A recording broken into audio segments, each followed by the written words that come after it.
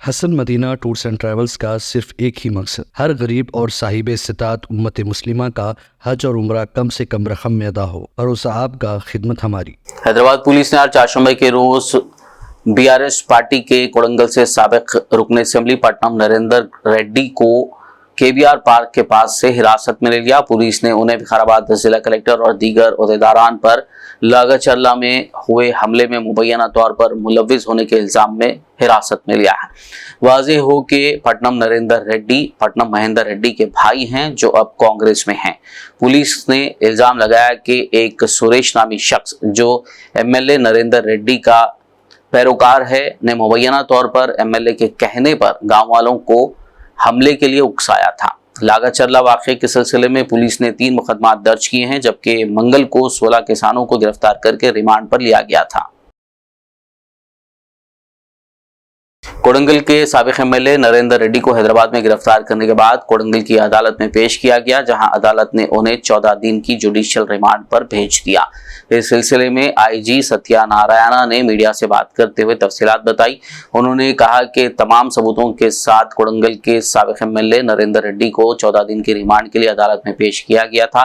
अदालत के हुक्म पर अब वो 27 नवंबर तक जुडिशियल रिमांड में रहेंगे। उन्होंने मजीद बताया कि इस मामले में अब तक 47 अफराद की शनाख्त की गई है, मजीद कई एक की शनाख्त होना बाकी है। वहीं अब तक 21 अफराद को जुडिशियल रिमांड पर लिया गया है।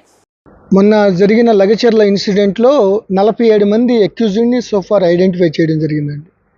అంటే వీడియోల ద్వారా కానీ, అక్కడికి వచ్చిన సోషల్ మీడియా ద్వారా కానీ, ఫొటోస్ ద్వారా కానీ, ప్రత్యక్ష సాక్షుల ద్వారా కానీ ఇంకా చాలామంది ఐడెంటిఫై కావాల్సి ఉంది. ఈ 47లో ఈ రోజు వరకు 21 మెంబర్స్ని జ్యుడిషియల్ రిమాండ్కి పంపించడం జరిగింది. ఈరోజు 5గురు, మొన్న 16 మంది, నిన్న 16 మంది, ఈరోజు 5గురు. దీంట్లో విశాల్, మహేష్, రమేష్, సాయిలు 4 వ్యక్తులు. ఈ మహేష్ అన్న అతను సురేష్ రాజు యొక్క ఓన్ బ్రదర్.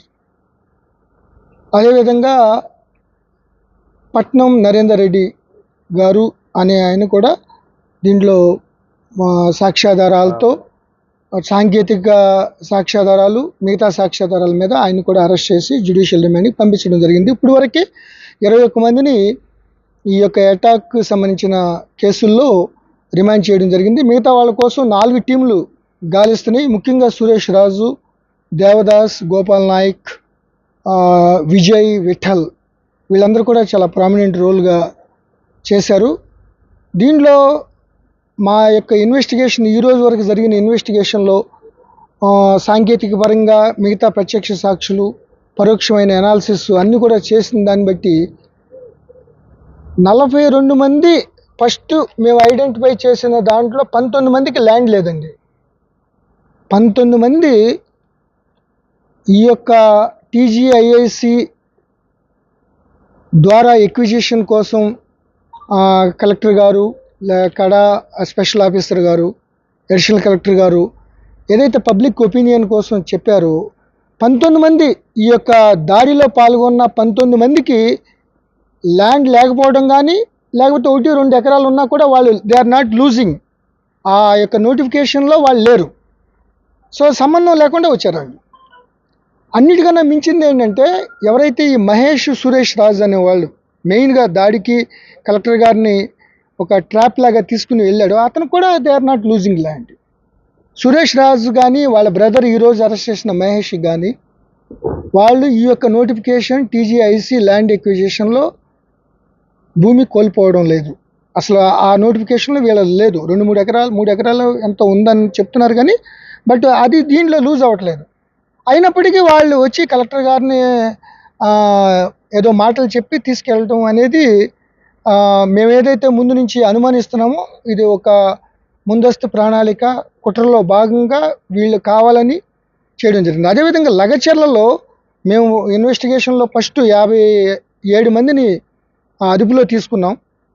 వాళ్ళందరినీ ఎంక్వైరీ చేసి మొత్తం సోషల్ మీడియా కానీ, ఇటు వీడియోగ్రఫీలో చూస్తే మెజారిటీ పీపుల్ లగచర్ల వాళ్ళే, వాళ్ళు ఫార్మర్స్, వాళ్ళకి సంబంధించిన వాళ్ళు దీంట్లో ఈ దాడిలో పాల్గొకపోగా దాడి చేస్తున్న వాళ్ళని నిలువరించారు. వాళ్ళు ఇట్లా కరెక్ట్ కాదు, కలెక్టర్ గారి మీద ఇట్లా పోలీసుల మీద దాడి చేయడం కరెక్ట్ కాదని.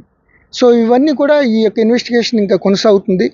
ఈ 3 కేసులు, 25వ తారీఖున ఇంకొక కిడ్నాప్ కేసు, ఈ 4 కేసులు ఫర్దర్గా ఎవిడెన్స్ కలెక్ట్ చేస్తున్నాం. ఇప్పటికే చాలామందిని ఐడెంటిఫై చేసాం. వాళ్ళ కోసం 4 టీంలు గాలిస్తున్నాయి.